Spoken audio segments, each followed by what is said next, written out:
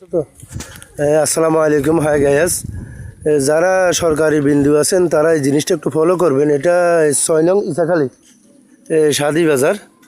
দেখেন এই ব্রিজটার অনেক আগে তৈরি হয়েছে। এই ব্রিজটার কী অবস্থা দেখেন, এখানে ভয়াবহ অবস্থা। আমি একটা গাড়ি চালক, গাড়ি নিয়ে একটু আপনাদের প্রতিবেদনে আসছি এই খবরটা নিয়ে। এই তোমাদের এখানে গাড়ি চলাফেরাতে মনে হয় অনেক কষ্ট নাকি ছোটো ভাইরা? এই যে দেখেন এখানে এই ব্রিজটা অনেক খারাপ। এই যে আপনি ভালো করেন, একটা গাড়ি যদি রাত্রে যদি আসে অ্যাক্সিডেন্ট হওয়ার সম্ভাবনাটা একটু বেশি।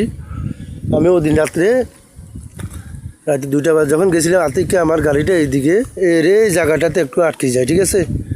তো এটা যারা সরকারি মিডিয়া, যারা আমাদের এমপি মহোদয় নুরুল আমিন চেয়ারম্যান সাহেব আছেন, তারা একটু ফলো করবেন ইনশাল্লাহ। মাননীয় সরকার তারেক রহমানকে যদি আমাদের মাননীয় এমপি যদি নুরুল আমিন চেয়ারম্যান যদি দেখায়, ইনশাল্লাহ এটা সলভ হবে।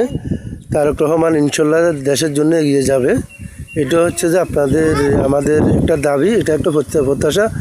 আমি 13 নং মাইনি একজন লোক 6 নং ইসাখালীতে এসে এই কাণ্ডটা, এই চিত্রটা একটু ছবি তুললাম। এখানে প্রায় 5 থেকে 6 হাজার মানুষের চলাফেরা এই জায়গাটাতে। এই সাইডে আপনার এই পথচারী মানুষেরও চলাফেরা আছে। এখানে একটা খাল রয়েছে। তো এটা সবাই একটু প্রিভেন্টে একটু দিয়ে দেখবেন। এই যে গাড়িটাতে একটু যে আসতেছে, এই গাড়িটা যে কত রিক্সে আসতেছে আপনারা একটু ফলো করেন। এই যে দেখছেন এই গাড়িটা কোনো যদি দুর্ঘটনা যদি হয়, এটা একটা সম্ভাবনা একটু একটু বেশি। এটা হচ্ছে যে একটু সম্মানিত, সবাই একটু খেয়াল করে দেখবেন।